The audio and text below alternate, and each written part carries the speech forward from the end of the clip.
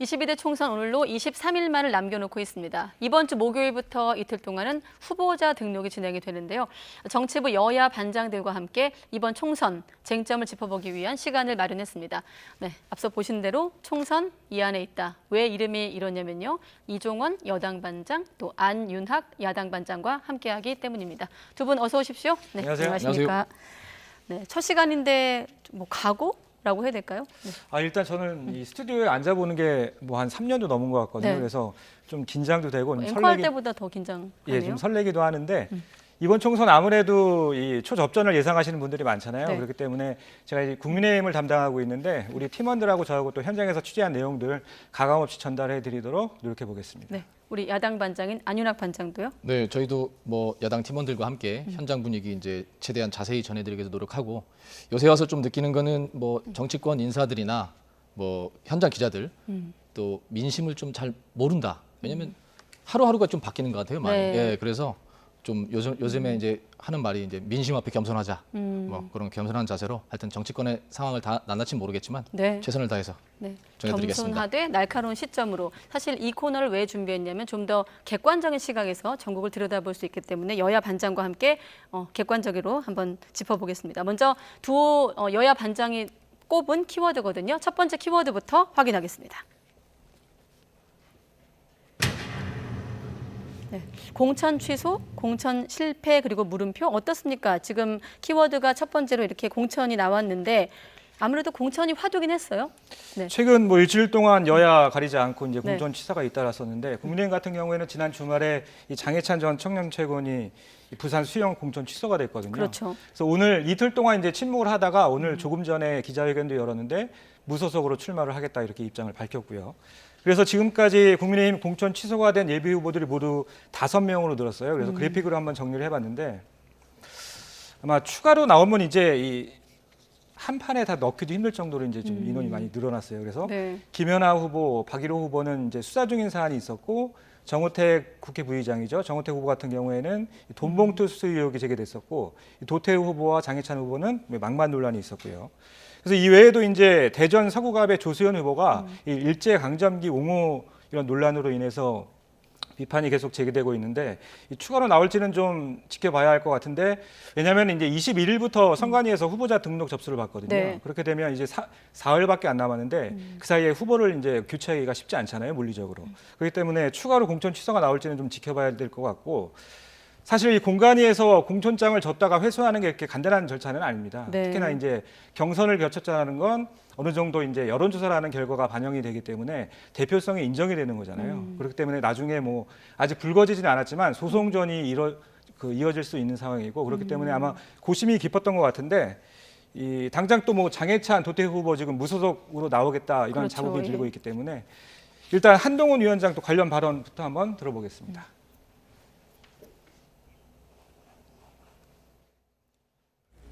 국민의 판단이 있을 거고요. 그리고 그 어떤 발언이 나온 경위라든가 그리고 그게 공직에 있었는지 등등을 종합적으로 봐야 될 것 같습니다. 제가 지금 거기에 판단하지는 않겠습니다.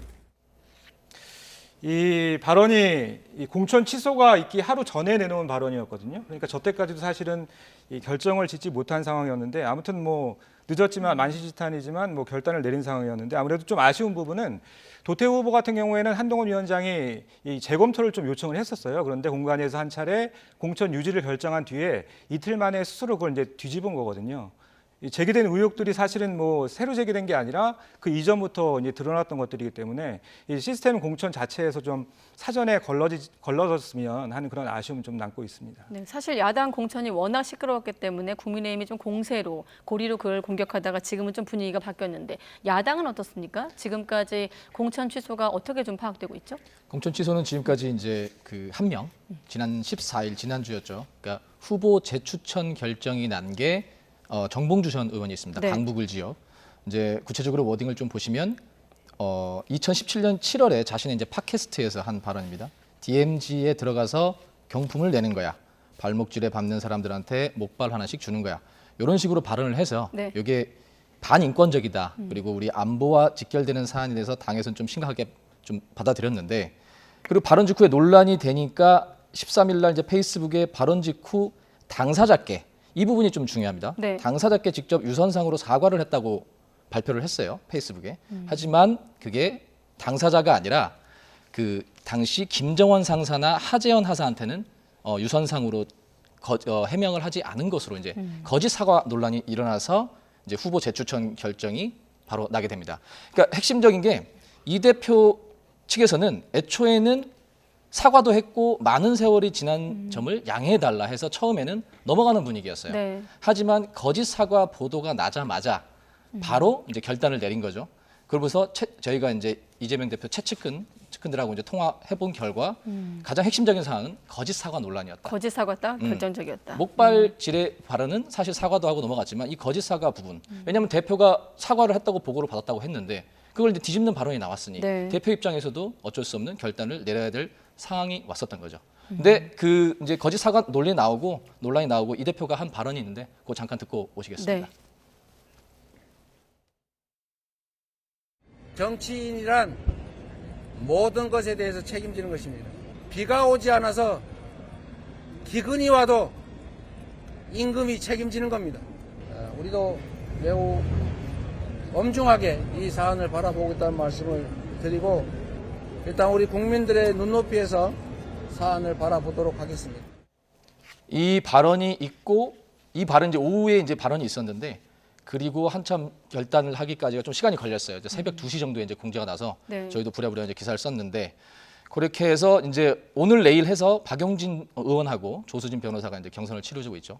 그 부분은 있고 그 다음에 다른 논란이 이제 양문석 그 안상갑 후보의 네. 그 노무현 전 대통령 비하 발언이 있습니다.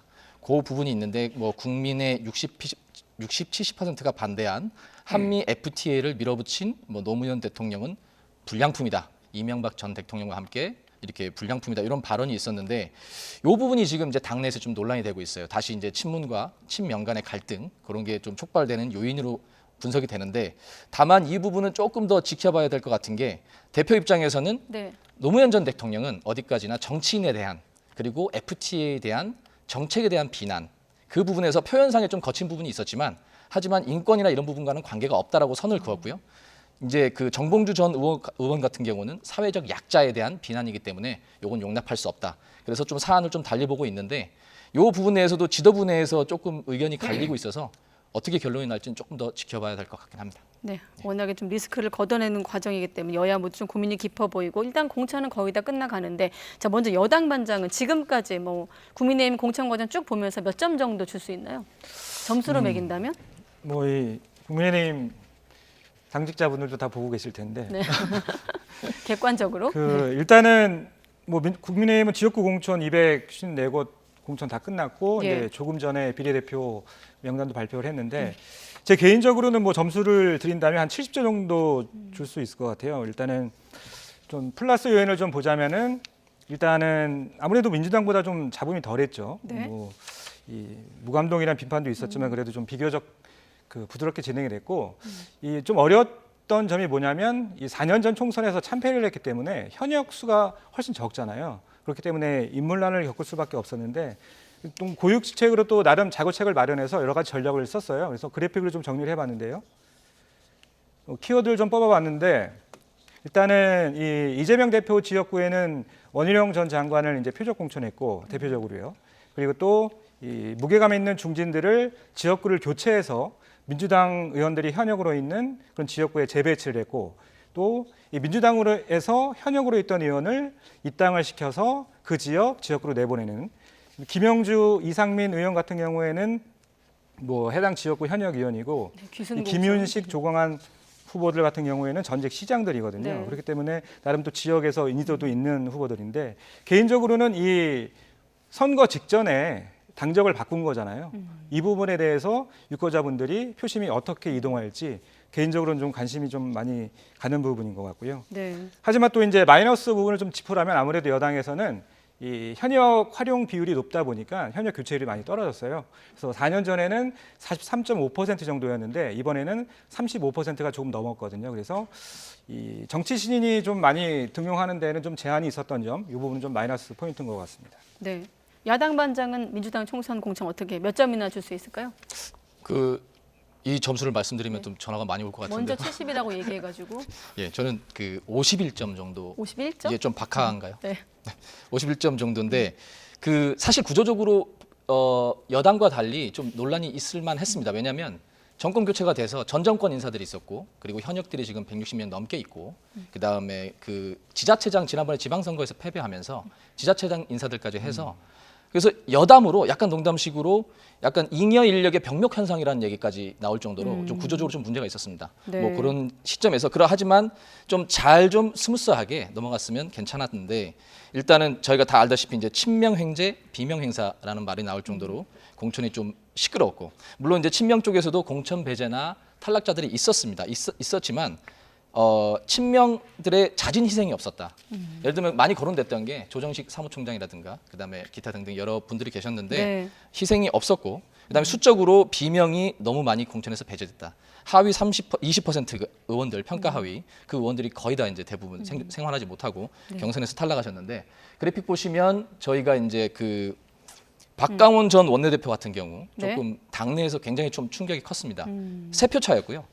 3표 차였고 사실 원내대표 할 때 압도적인 원내대표였거든요. 그러니까 의원들 사이에서 또는 기자들 사이에서 백봉 신사상을 받을 정도로 되게 의정 활동이라는 게 인정을 받았는데 하위 20%에 걸리면서 이제 낙선을 하셨죠. 네. 낙선을 했고 그리고 이런 그 원래 구조적인 좀 부분이 있었지만 그리고 사실 이제 60점까지도 저는 줄 수가 있었어요. 하지만 마지막에 대표가 공천이 거의 다 끝나갈 무렵에 혁신 공천이란 말을 합니다. 공천 혁신이다. 우리는 국힘과 다르다. 네. 근데 사실 이 부분이 비명계 의원들 중에서도 이렇게 제가 아까 말씀드린 것처럼 좀 의정 활동이나 이런 거 인정받으신 분들이 있었는데 그분들을 다 물갈이 대상으로 약간 폄하하는 네. 대표로서 약간 포용의 모습을 보이지 못했다는 평가가 좀 있었습니다. 그렇기 때문에 그 점에서 9점을 더 깎아서 51점 정도로 저는 평가를 하고 있습니다. 네, 50도 아니고 50일인 걸 물어보고 싶은데 갈 길이 머네요. 시간이 벌써 절반이 지나서 우리 좀 서둘러서 가겠습니다. 네네. 자, 두 번째 키워드 보겠습니다. 네. 자, 원톱 대 쓰리톱. 네, 바로 여쭤볼게요. 여당 반장이 보기에는 원톱 전략이 어떻습니까? 평론가들은 좀 한계가 있다 이런 얘기들도 하더라고요. 그 일단은 뭐 축구 용어잖아요. 그러니까 확실한 골잡이가 있으면 중앙 골잡이가 있으면 네. 원톱으로 가는 거고 미덥지 못하면 쓰리톱인데 국민의힘 내부에서도 나온 목소리는 자신감이 좀 표현하는 경우도 많죠. 뭐 그 한동훈 위원장이 직접 이런 얘기했었어요. 민주당은 쓰리톱인데 왜 여기는 원톱이냐 그랬더니 이재명 대표께서 재판에 자주 가시지 않느냐. 그래서 시간이 없으실 것 같아서 그런 것 같다. 이렇게 네. 좀 비꼬기도 했었는데 일단은 뭐 자신감의 표현이기도 하지만 한편으로는 대안이 없는 거죠. 예, 한동훈 위원장뿐이 그런 양면의 어떤 그런 그 방증이라는 게 제 생각인 것 같고 대신에 이제 그 총괄선대위원장은 한동훈 위원장이지만 이제 공동선대위원장으로 이 나경원, 안철수, 원희룡 이렇게 넣으면서 모두 수도권 출마 의원들이 그 후보들이기 때문에 네. 수도권을 좀 배려한 그런 선대위 구성으로 볼 수 있고 윤재욱 원내대표 같은 경우에는 또 지역구가 대구기 때문에 영남권도 배려했다고 그렇게 보여집니다. 네. 네. 야당은 좀 어떻습니까? 아무래도 좀 공천 파동을 의식해서 쓰리톱. 네, 맞습니다. 그 쓰리톱 얘기고 그 요약을 하면 이재명 대표, 이해찬 그리고 김부겸 전 총리가 쓰리톱으로 이제 올라오셨는데 의미를 물어보니까 당내 분들이 이렇게 얘기를 해요. 이재명 대표는 기존의 30에서 35%를 가지고 있는 지지층의 결집, 이 대표가 결집 그리고 이해찬 전 총리의 역할은 당내 통합. 아무래도 친문이나 친노의 큰 어른이다 보니까 그런 당내 통합의 의미가 있고 사실 제가 듣기로는 여권에서 가장 두려워했던 게 김부겸 전 총리라고 해요. 왜냐하면 그 대구에서 의정 활동을 하신 적도 있고 중도 포용의 의미가 있기 때문에 네. 그래서 김부겸 전 총리는 통합, 대외적인 통합이죠. 그렇게 해서 결집과 당내 통합과 통합 세 가지 의미의 그런 쓰리톱 체제의 그 선대위를 꾸렸고요. 근데 여기서 이제 주목할 거는 저희가 예전에 많이 뭐 이재명 대표에 대해서 10월 2선 후퇴, 연말 연초 뭐 2선 후퇴 비례대표 출마설까지 나오고 불출마설까지 나왔는데 그게 결국은 일축이 됐다. 그 일축이 됐다. 이재명 대표는 사석에서도 그동안 계속 자기가 공천을 하겠다는 의지를 좀 표명해 왔습니다. 이재명은 결집, 이해찬은 어른, 김부겸은 통합. 이렇게 현장에서 뛰는 기자들만 좀 알 수 있는 행간을 두 여당 여야 반장과 함께하고 있는데 세 번째 키워드는 무엇일까요? 네, 준비되면 바로 보겠습니다.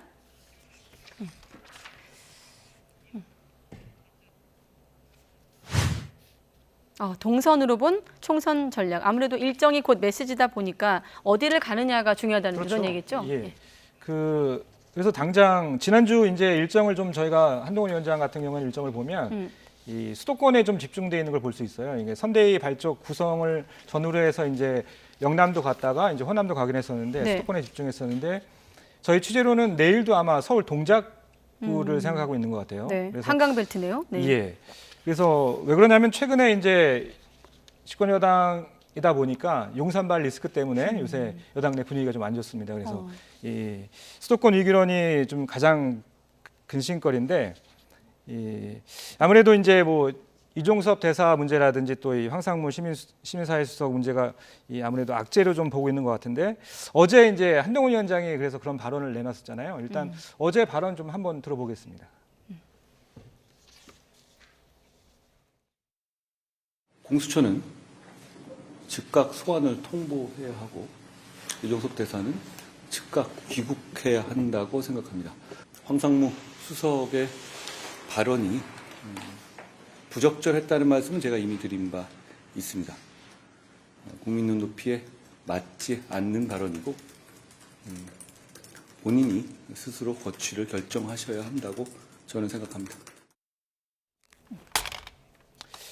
어제 저녁 발언인데 오늘 대통령실에서 입장이 나왔는데 좀 많이 결이 달랐잖아요. 네. 그래서 당정 갈등에 새로운 불씨가 되는 거 아니냐 뭐 이런 전망도 있던데 만약에 그렇게 될 경우에는 정말 여당 입장에서는 대형 악재가 될 수밖에 없거든요. 그래서 이번 주 동선을 어떻게 짜서 전략을 어떻게 짜느냐가 굉장히 중요한 변곡점이 될 것 같습니다. 나경원 전 의원이 지난주에 한마디 했는데 역시 일정으로 좀 이어지는 분위기고 이재명 대표는 주말 내내 수도권 지원 유세에 나섰더라고요. 네, 주로 보니까 경기 남부 지역, 그러니까 본인이 원래 강세 지역을 예. 좀 이렇게 그 다직이 좀 들어간 것 같고요. 오늘은 서울 마포를 가셨고, 그리고 이재명의 일주일에서 이제 그래픽을 보시면 쭉 보시면 서울, 인천, 그다음에 대전, 충북도 갔고 울산, 경기 쭉 보시면 지난 일주일간은 텃밭이라 할 수 있는 호남 지역과 험지라고 할 수 있는 TK 강원 지역을 빼고는 전국을 거의 다 다녔습니다. 강력한 총선 승리에 대한 강력한 의지로 저희는 읽었고요. 네. 그리고 제가 주목한 현장에서 볼 때 제가 주목한 거는 김부겸 전 총리의 일정입니다. 아까 말씀드렸다시피 네. 그 대외 통합과 중도층을 잡아라 그런 의미가 있는데 보면 김 전 총리는 각계 전투식으로 네, 들어갑니다. 그러네요. 중도층을 잡아라. 네, 그래서 그 후보들이 SOS 그러니까 도와달라고 하는 지역구나 아니면 박빙 지역 중도층이 좀 이렇게 잡아야지 할 수 있는 지역을 김 전 총리가 누비면서 각계 전투식으로 후보 지원을 나서는 모양새입니다. 부 지도부가 좀 역할 분담을 하고 있네요. 역할 분담으로 볼 수가 있겠습니다. 그렇군요. 자, 바로 네 번째 키워드로 가겠습니다. 세 번째 키워드까지 받고 자, 네 번째 무엇일까요?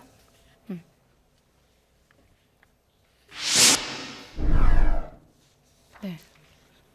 프레임 전쟁, 국회 독재 심판이냐, 정권 심판이냐, 뭐 여러 번 봤던 대목입니다만 여당 반장이 보는 지금 총선 23일 앞두고 어떤 구도일까요? 어제 오늘 뭐 한동훈 위원장이 가장 강조하는 포인트가 이제 국회 독재 심판이거든요.